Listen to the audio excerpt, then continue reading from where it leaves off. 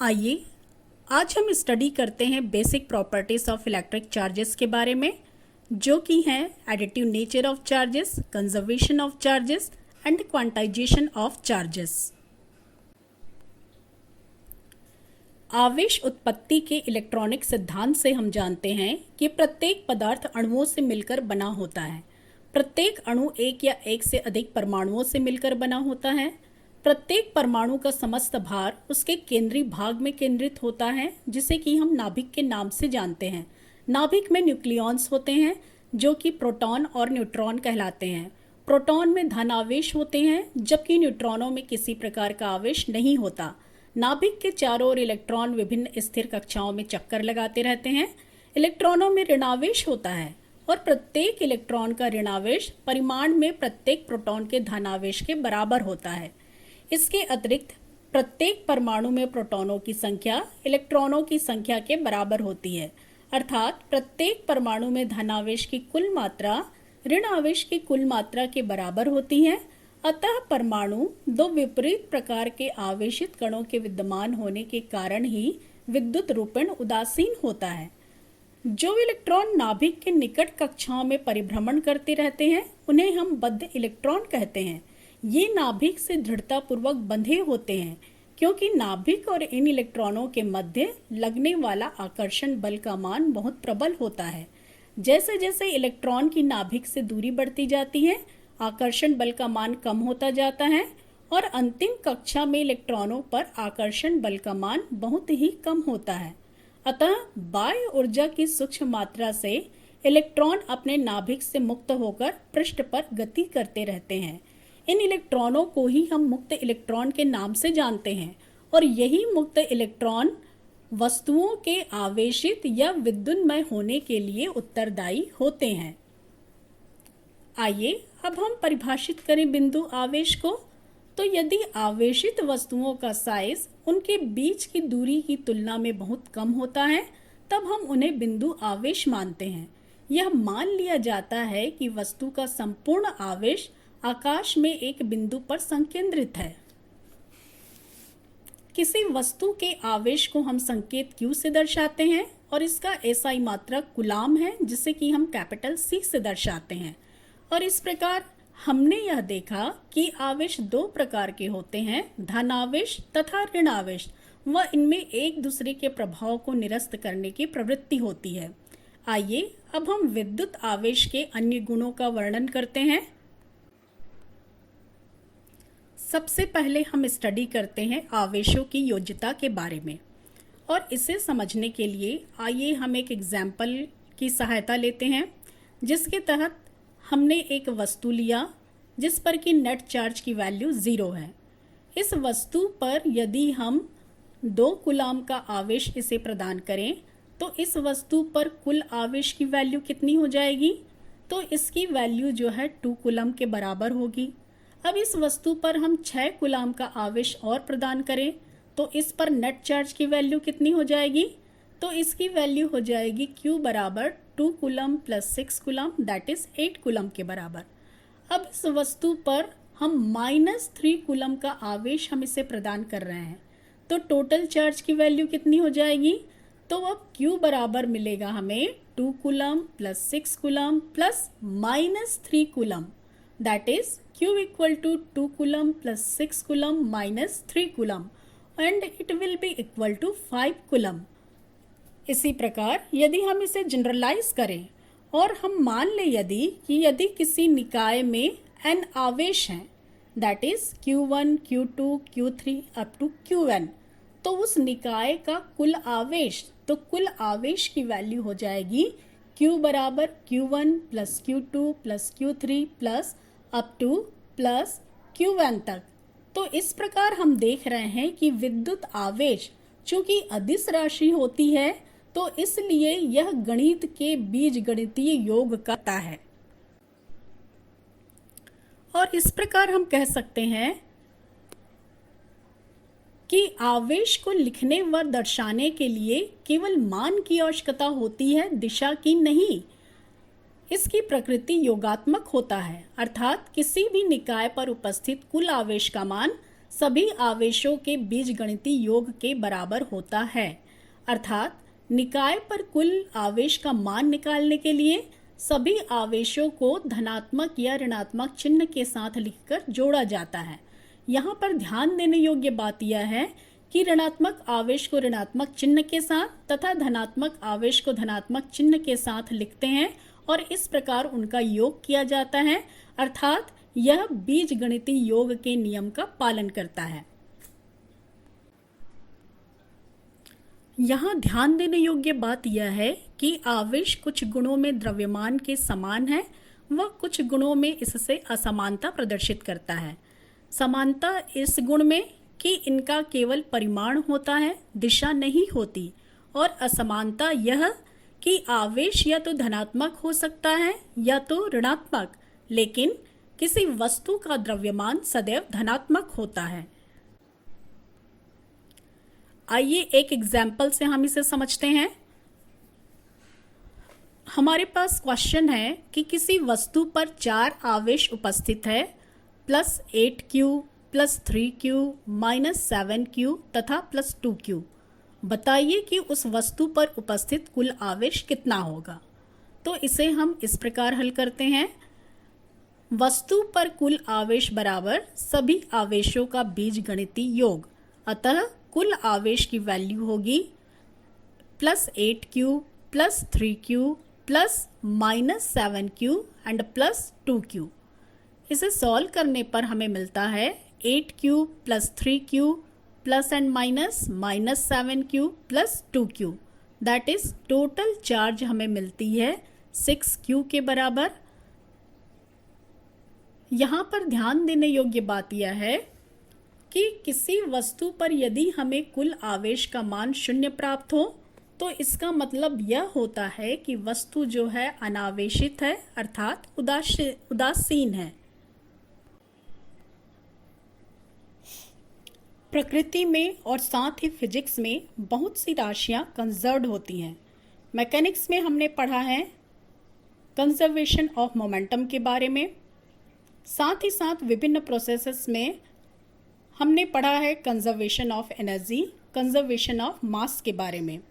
इसी प्रकार आइए हम यहाँ पर इलेक्ट्रिक चार्ज का सेकंड बेसिक प्रॉपर्टी हम पढ़ते हैं, और जो कि कहता है कि विद्युत आवेश संरक्षित है।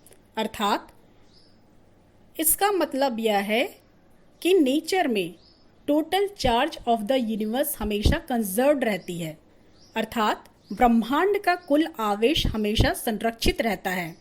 आवेश के इस गुणधर्म के अनुसार सरल शब्दों में हम कह सकते हैं कि आवेश को न तो उत्पन्न किया जा सकता है और न ही नष्ट किया जा सकता है। अर्थात किसी भी वस्तु पर उपस्थित कुल आवेश संरक्षित रहता है। किसी भी प्रक्रिया या विधियों द्वारा हम कुल आवेश को परिवर्तित अर्थात कम या अधिक नहीं कर सकते। तो हम क्या कर सकते हैं? हम केवल आवेश को एक वस्तु से दूसरी वस्तु पर स्थानांतरित कर सकते हैं। तो इस प्रकार हम देखते हैं कि नेचर में, ब्रह्मांड का कुल आवेश जो है हमेशा संरक्षित रहता है। आइए हम इसे एक एग्जाम्पल की सहायता से समझते हैं। घर्षण द्वारा आवेशन की प्रक्रिया में हमने देखा है कि घर्षण के पूर्व कांच की छड़ और रेशम के कपड़े पर नेट चार्ज की वैल्यू जो है वह 0 होती है, और घर्षण के पश्चात हम देखते हैं कि कांच की छड़ जो है धनावेशित और रेशम का कपड़ा जो है वह ऋणावेशित हो जाता है। इस प्रोसेस में क्या होता है? तो इस प्रोसेस में हम देखते हैं कि जब कांच की छड़ को रेशम के कपड़े से रगड़ा जाता है तब हम देखते हैं कि कांच की छड़ से इलेक्ट्रॉन जो है वह उत्सर्जित होते हैं, और ये इलेक्ट्रॉन निकलकर रेशम के कपड़े पर चले जाते हैं। और इस प्रकार इस क्रिया में हम देखते हैं कि इलेक्ट्रॉन स्थानांतरण की यह इस क्रिया में, यदि हम यहाँ पर इस डायग्राम में देखें तो यहाँ पर हम देख रहे हैं कि कांच की छड़ पर जो नंबर ऑफ पॉजिटिव चार्जेस हैं ये 5 है, और हम देख रहे हैं कि सिल्क के कपड़े पर जो नंबर ऑफ नेगेटिव चार्ज जो प्रोड्यूस हुए हैं वो भी 5 हैं। तो इस प्रकार कांच की छड़ पर -5 धन आवेश उत्पन्न हो जाता है, व रेशम के कपड़े पर हम देखते हैं कि -5 ऋण आवेश उत्पन्न हो जाता है। तो इस प्रकार यदि हम नेट चार्ज की हम बात करें तो घर्षण के पूर्व भी नेट चार्ज ग्लास रॉड पर और सिल्क के कपड़े पर इस आइसोलेटेड सिस्टम पर हम देखते हैं 0 था, और घर्षण के पश्चात +5Q and -5Q that is अब भी 0 है। तो इस प्रकार हम देख रहे हैं कि किसी आइसोलेटेड सिस्टम में जो चार्ज की वैल्यू है वो कंजर्व्ड है, संरक्षित है। एक और एग्जांपल हम देखें, इसी का ही हम देख रहे हैं कि एक आइसोलेटेड सिस्टम लिया गया है। इस आइसोलेटेड सिस्टम में भी हम आवेश का स्थानांतरण कांच की छड़ और रेशम के कपड़े के मध्य हम देख रहे हैं कि जब कांच की छड़ को रेशम के कपड़े से हम रगड़ते हैं तब हम देखते हैं कि यहाँ पर इलेक्ट्रॉन के स्थानांतरण की प्रक्रिया होती है और कांच की छड़ से इलेक्ट्रॉन निकलकर रेशम के कपड़े पर आ जाते हैं। तो इस प्रोसेस में हम देख रहे हैं कि रेशम के कपड़े पर जो है 8 इलेक्ट्रॉन आ जाते हैं, और इस प्रकार कांच की छड़ जो है वो +8Q चार्ज से धनावेशित हो जाता है, और रेशम के कपड़े पर हम देख रहे हैं ऋणावेश की वैल्यू है यहाँ पर -8Q। तो इस प्रकार यहाँ पर भी हम टोटल चार्जेस की बात करें घर्षण से पूर्व तो नेट चार्ज की वैल्यू 0 है, और घर्षण के पश्चात नेट चार्ज की वैल्यू +8Q -8Q = 0। तो इस प्रकार हम देखते हैं कि आइसोलेटेड सिस्टम में कुल आवेश जो है वो सदैव संरक्षित रहता है।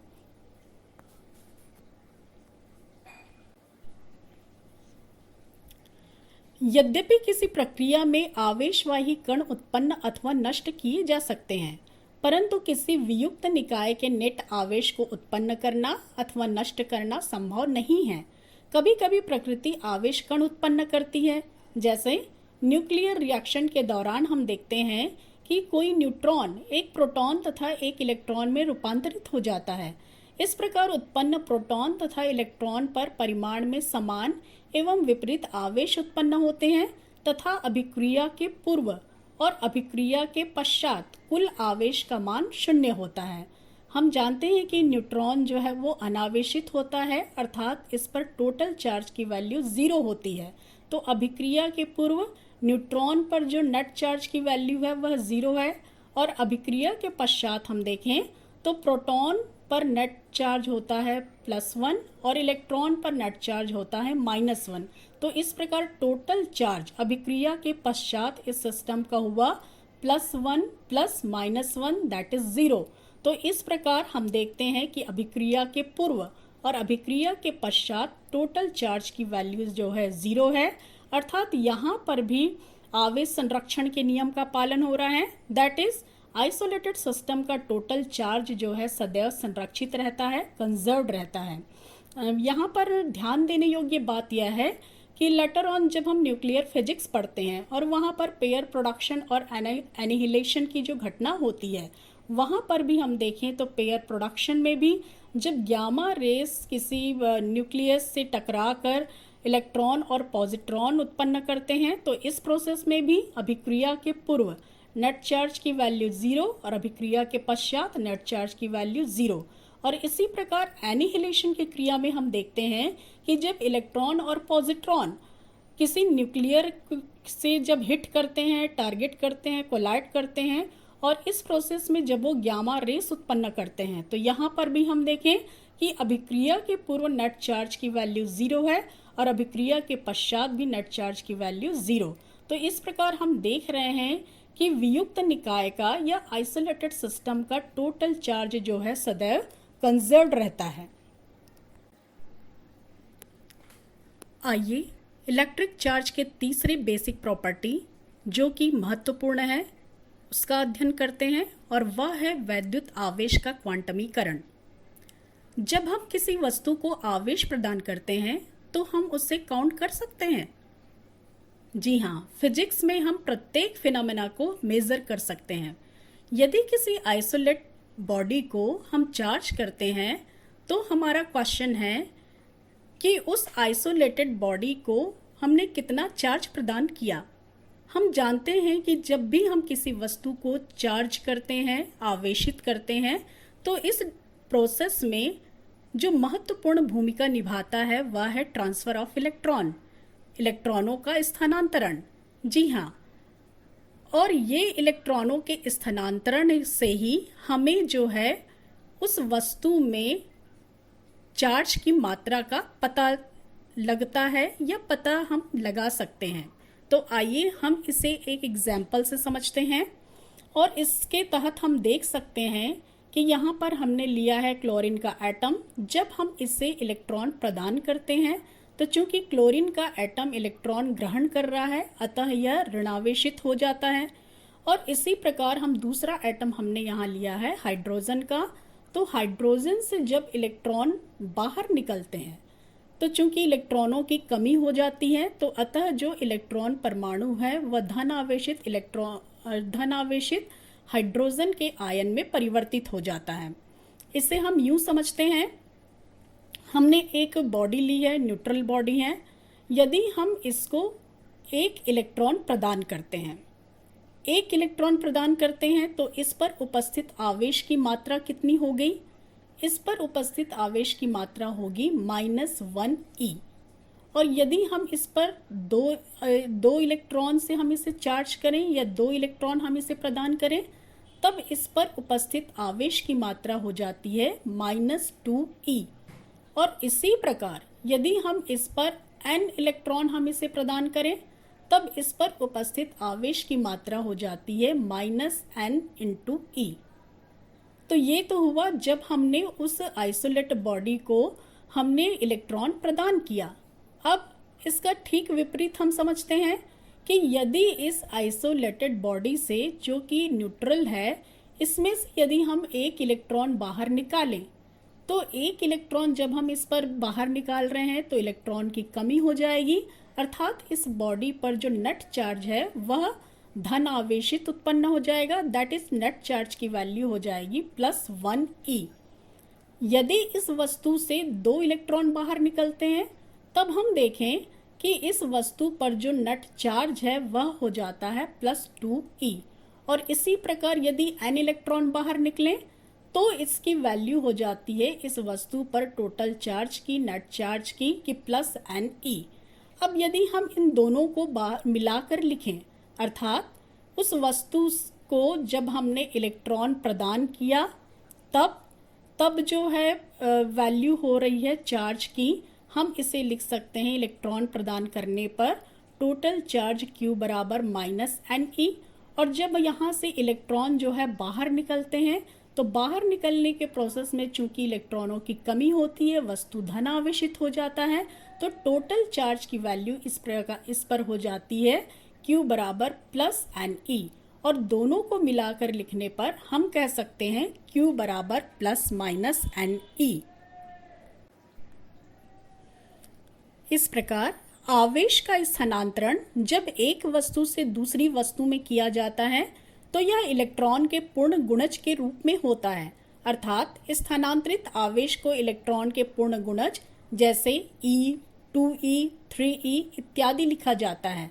इलेक्ट्रॉनों का जो स्थानांतरण है वो भिन्न के रूप में संभव नहीं है, अर्थात 1/2 इलेक्ट्रॉन, 1/3 इलेक्ट्रॉन, 1/4 इलेक्ट्रॉन इत्यादि संभव नहीं है। आवेश का वह न्यूनतम मान जिसका आदान प्रदान प्रक्रिया में उपयोग किया जा सकता है, उसे उस भौतिक राशि का क्वांटम तथा इस प्रक्रिया को हम क्वांटीकरण कहते हैं। आवेश का स्थानांतरण आवेश की मूल इकाई E के गुणज के रूप में होता है तथा न्यूनतम मान 1e होता है।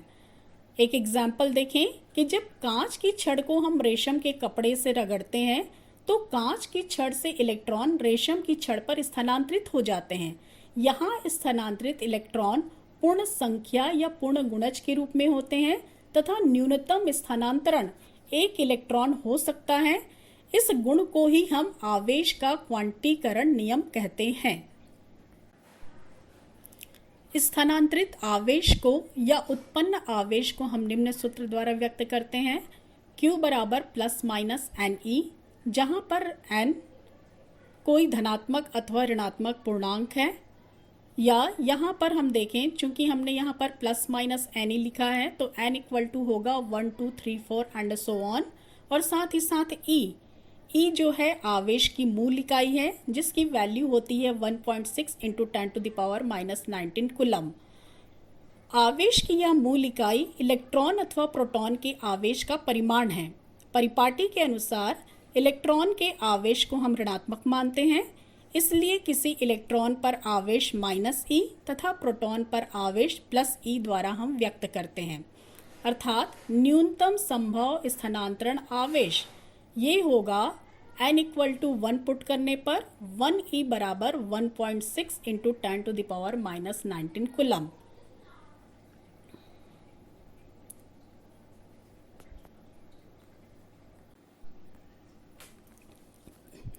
आइए अब इस पर बेस्ड एक न्यूमेरिकल करते हैं, जो कि हमारी बुक में दिया गया है। क्वेश्चन है, यदि किसी पिंड से 1 सेकंड में 10⁹ इलेक्ट्रॉन किसी अन्य पिंड से स्थानांतरित होते हैं तो 1 कूलम आवेश के स्थानांतरण में कितना समय लगेगा। तो इसे हम सॉल्व करते हैं। हमें दिया गया है कि कोई पिंड है, कोई वस्तु है, जिससे 1 सेकंड में 10⁹ इलेक्ट्रॉन्स जो है अन्य पिंड में स्थानांतरित हो रहे हैं। हमें फाइंड आउट करना है कि 1 कूलम आवेश के स्थानांतरण होने में कितना समय लगेगा, अर्थात हमें टाइम की वैल्यू निकालनी है। तो हम जानते हैं, हमारे पास सूत्र है स्थानांतरित आवेश Q बराबर NE। इस फॉर्मूला में मान रखने पर Q बराबर N की वैल्यू हमें दिया गया है 10⁹ इंटू E की वैल्यू हम जानते हैं 1.6 इंटू 10⁻⁻19 कूलम। दैट इज हमें स्थानांतरित आवेश का मान मिल जाता है 1.6 इंटू 10⁻⁻10 कूलम। अब